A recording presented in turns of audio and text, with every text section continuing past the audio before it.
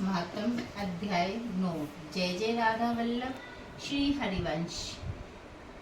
वैशाख का महीना पुण्य देने वाला है, अभी की इच्छाओं को पूरी करने वाला है और स्वर्ग को पहुंचाने वाला, महाफलकारी देने वाला महीना है। इस महीने का सदुपयोग करें, ज़्यादा से ज़्यादा पुण्य अर्जित करें, क्योंकि यह महीना श्री हरि को बहुत बहुत प्रिय है। वैशाख का महीना। तो आज हम सुनेंगे वैशाख मास अध्याय 9। मैथिली ने पूछा, हे ब्राह्मण, कामदेव के जल जाने के बाद उसकी उत्पत्ति कैसे हुई? यह सुनकर श्रुतदेव स्वामी कार्तिक के जन्म की कथा कहने लगे, जिसके सुनने से पाप नष्ट हो जाते हैं, यश व पुत्र मिलते हैं और सब रोग नाश हो जाते हैं। जब महादेव जी ने कामदेव को भस्म कर दिया, तब उनकी स्त्री रति मूर्छित हो गई और फिर चेत होने पर अनेक प्रकार से विलाप कर शरीर त्याग करने लगी और अंतिम क्रिया करने के लिए बसंत को बुलाया। बसंत ने आकर रति को समझाया कि आत्मघात करना धर्म का हेतु नहीं है, लेकिन रति के न मानने पर बसंत ने नदी के तट पर चिंता बनाई और रति गंगा में स्नान कर संपूर्ण क्रिया कर्म से निश्चित हो सब इंद्रियों को रोक और मन को आत्मा में लीन कर चिता पर चढ़ने को उद्यत हुई। तब आकाशवाणी हुई कि हे कल्याणी, हे पति में अत्यंत प्रेम रखने वाली, तू चिंता में प्रवेश मत कर। तेरा पति महादेव जी के प्रसाद से तथा यदुवंशी कृष्ण भगवान से पुनः पैदा होगा। ऐसा क्रम से 2 जन्म होंगे। तब दूसरे जन्म में श्री कृष्ण से रुक्मिणी के गर्भ से तेरा पति होगा, उसका नाम प्रद्युम्न होगा। तू ब्रह्मा के शाप से शंकर के घर में निवास करेगी, वही प्रद्युम्न नाम के तेरे पति से तेरा मिलन होगा। ऐसा कह आकाशवाणी समाप्त हो गई। तब रति ने चिता में प्रवेश नहीं किया। फिर सब लोग देवताओं ने रति को वरदान देकर उसको शांत किया और कहा कि हे काम प्रिय, अब तेरा पति अनंग कहलाएगा और अंग वाले की तरह मरा हुआ भी दिखाई देगा। पूर्व कल्प में तेरा पति सुंदर नाम का राजा था। उस जन्म में तू ही उसकी पत्नी रज शंकर कारणी हुई थी, इसी से तेरी यह दशा हुई। अब तू वैशाख मास में प्रातः काल मंदाकिनी नदी में स्नान कर मधुसूदन भगवान का पूजन कर और उनकी दिव्य कथा सुनकर अशून्य शयन नाम का व्रत प्रारंभ कर। ऐसा करने से तेरा पति तुझे अवश्य मिल जाएगा, इसमें संदेह नहीं है। रति को ऐसा वर दे सब देवता अपने अपने स्थान को चले गए और रति भी कलेश से निवृत्त हो गई। मेष की संक्रांति में गंगा स्नान पर अशून्य शयन व्रत धारण करते ही उसे तत्काल कामदेव दिखाई दिया। पूर्व कल्प में भी वह बड़ा धर्मपरायण राजा था, मगर उसने वैशाख मास में कर्तव्य धर्म नहीं किए थे, इसलिए कामदेव परमात्मा का पुत्र होने पर भी अंगहीन हुआ। जब महादेव जी अंतर ध्यान हो गए, तब पार्वती जी निराश खड़ी हो सोचने लगी कि क्या करूं। तब पिता हिमवान उन्हें अपने घर ले गए। पार्वती जी शंकर जी के रूप और गुणों को देख मुग्ध हो मन में शंकर जी को अपना पति होने की ठान गंगा तट पर तप करने लगी। वे माता पिता आदि सबको समझाने पर भी भूखी प्यासी जटाए बड़ा सहस्त्र वर्ष तक महालिंग की पूजा करती रही। तब महादेव जी सायकाल ब्रह्मचारी के वेश में उनके सामने पर्णकुटी पर अनेक प्रकार की परीक्षा कर और अपने में दृढ़ देख बोले, हे भद्रे, जो तुम्हारी इच्छा हो वर मांग लो। तब पार्वती जी ने वर मांगा कि हे रुद्र, तुम मेरे पति हो, तथास्तु ऐसा ही हो। यह वर देकर सप्त ऋषियों को बुला हिमाचल के पास भेजा। ये सप्त ऋषि हिमाचल के पास पहुंचे और हिमाचल के पूछने पर बोले, हे राजन, तेरी कन्या पार्वती ने जो पहले दक्ष की पुत्री थी, अपने पिता के यज्ञ से में शरीर त्याग कर तेरे घर में जन्म लिया है, इसका विवाह महादेव जी से कर दो। तब बात यह सुनकर हिमाचल बोला कि पार्वती महादेव जी को ही अपना पति बनाने को घोर तप कर रही है।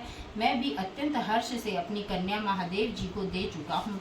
अब आप वहाँ पधारो जहाँ महादेव जी है। हिमाचल का उत्तर ले सप्त ऋषि महादेव जी के पास जाओ और विवाह निश्चित कर चले गए। तब तो लक्ष्मी आदि सब देवियां तथा विष्णु आदि सब देवता बाराती बनकर चले और महादेव जी सब देवता मुनि 6 मातृका आदि को तथा भूतगणों को साथ ले बैल पर चढ़ चले।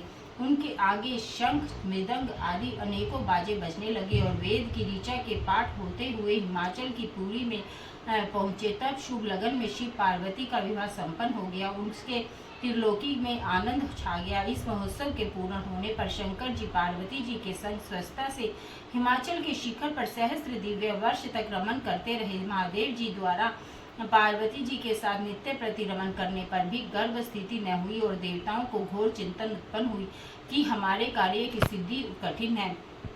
तब खूब विचार कर अग्नि को बुला उसका अत्यंत सम्मान कर जहाँ महादेव जी रमन कर रहे थे भेज, और वो कहा कि जब महादेव जी रमन कर चुके तब तू प्रकट हो उनके सन्मुख चले जाना, जिससे वह पुनः रमन न करे, क्योंकि तुझे देखकर पार्वती जी लज्जा के मारे वहां से हट जाएगी।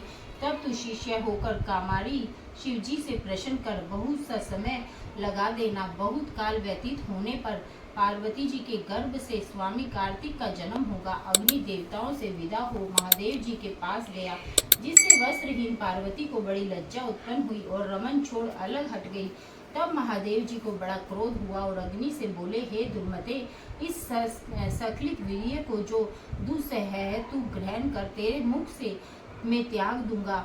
ऐसा कह अग्नि के मुख में वीर्य छोड़ दिया। उस प्रचंड वीर्य के उदर में प्रवेश होने से अग्नि ने दुखित हो स्वर्ग लोक में देवताओं के पास जा अपना सब वृतांत कहा, जिससे देवताओं को वीर्य के स्थित हो जाने से हर्ष हुआ, परंतु प्रसव होने कैसे होगा इसका अत्यंत दुख हुआ। अग्नि के उदर में महादेव जी का तेजो में वीर्य बढ़ने लगा। 10 महीने हो गए, प्रसव का कोई उपाय न हुआ। तब अत्यंत दुखी हो देवताओं को संग ले महायशस्विनी गंगा के पास जाए सब स्तुति करने लगे। हे माता, तुम देवताओं के निमित्त शंकर जी के इस तेज को धारण करो। जो अग्नि के प्रसव बढ़ रहा है वह स्त्री न होने से प्रसव नहीं होता है, हमारी रक्षा कर। ऐसी प्रार्थना करने पर गंगा ने कहा तथास्तु। तब देवताओं के कहने से अग्नि ने गर्भ मोचन मंत्र से गर्भ का आकर्षण कर शंकर जी के तेज को गंगा जी में छोड़ दिया। यह तेज बड़ा दीप्तिमान और लोकों में असहनीय था। कुछ मास पर्यंत गंगा जी उसे सहन न कर सकी और जल सूख गया और रक्त कलेवर दिखाई देने लगा। तब अत्यंत दुख से व्याकुल हो अपने उदर एवं गर्भ को त्याग किया, जो सर्पतों में गिरा। जहाँ विदीर्ण हो उस गर्भ के 6 भाग हो गए। तब ब्रह्मा जी भेजी 6 कृतिकाएं आई। उन्होंने शारकंडे से विभिन्न शांबम तेज के 6 भागों को ग्रहण कर 6 मुख का पुरुष बनाया, जिसका शरीर एक ही था। उसे बहुत दृढ़ कर दिया। इस पुरुष कारक 6 मुख व शरीर बहुत समय तक शारकंडों में वैसे ही पड़ा रहा, उसका कोई रक्षक नहीं था।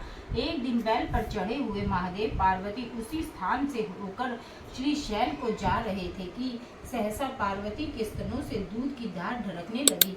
तब इसमें तो पार्वती जी ने महादेव जी से अकस्मात स्तनों से दूध बहने का कारण पूछा। महादेव जी बोले, तेरा पुत्र यही नीचे पड़ा है और उसे अपने रमन की बात तथा अग्नि का वहां आना, जिससे पार्वती को उसे देखने से लज्जा के कमारे हट जाना और वीर्य संकलित होने से क्रोध में आकर अग्नि के मुख में छोड़ देना और गंगा जी के जलने से गंगा का शारकंडों में छोड़ देना, जहाँ पर उनके 6 भाग हो जाना तथा मातृकाओं के दृढ़ कर देने का वृतांत सुनाया।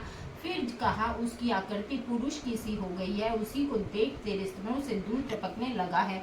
उसका पराक्रम विष्णु के समान होगा, तू इसका पालन पोषण कर, यही तेरा औरस पुत्र है, इसे उठा कर ले चल। महादेव जी की बात सुन पार्वती जी बालक को उठा गोदी में बिठाकर दुग्ध पान कराने लगी और पुत्र स्नेह से तत्पर हो महादेव जी के साथ कैलाश को गया और पुत्र का पालन कर अत्यंत संतुष्ट हुई। हे राजन, यह कुमार के जन्म की कथा मैंने तेरे सामने कही। इसे नित्य प्रति सुनने से उनके पुत्र पौत्र आदि की वृद्धि होती है। इसलिए वैशाख मास में धर्म करने से स्त्रियों का विधवा योग मिट जाता है तथा अत्यंत पुण्य होता है। इसी के प्रभाव से अनंग कामदेव भी शांत हो गया। जो लोग इस मास में बिना स्नान दान किए बिता देते हैं, उन्हें धर्म करने पर भी अनेकों दुख भोगने पड़ते हैं। इसलिए यही एक मास संपूर्ण धर्मों के करने के लिए हितकारी है। यह था वैशाख के महीने का 9वां अध्याय। आगे की कथा कल 10वें अध्याय में सुनेंगे। देखिए, आपने सुना वैशाख के महीने में दान करने की कितनी बड़ी महिमा है। शाख मातम सुनने से विधवा नहीं होती औरत, पुत्र की प्राप्ति होती है। इसीलिए वैशाख के महीने में आप ज़्यादा से ज़्यादा पुण्य को अर्जित कीजिए और इसका लाभ जरूर उठाइएगा। अगर आपको मेरी वीडियो अच्छी लग रही है तो प्लीज़ लाइक जरूर कीजिए और ज़्यादा से ज़्यादा शेयर जरूर कीजिए, क्योंकि हमें सनातन धर्म को बढ़ाना है। चैनल पर अगर नए हैं तो प्लीज़ सब्सक्राइब करें, बेल आइकन को जरूर दबाएं ताकि हर नोटिफिकेशन आप तक पहुंच सके। धन्यवाद। जय जय राधा वल्लभ श्री हरिवंश।